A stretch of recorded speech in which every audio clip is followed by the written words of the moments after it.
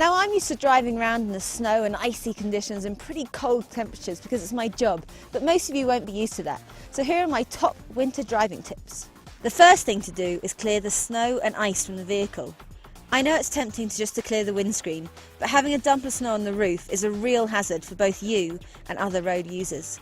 Now if you are planning a long journey, it's definitely important to have some spare water, food and some spare clothes, just in case of an emergency.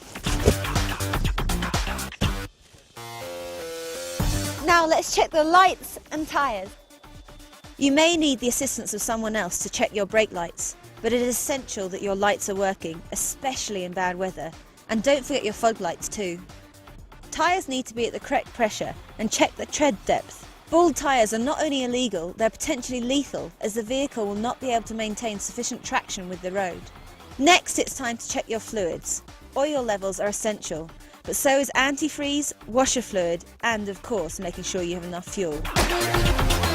Okay, so that's all the checks before setting off, but what about driving? There are a few things to remember here too.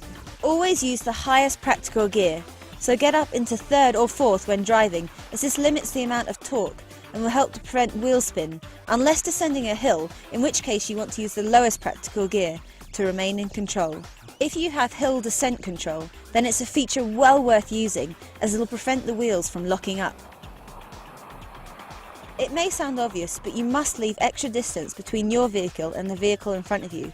It takes a lot longer to stop in adverse conditions, especially if it's icy.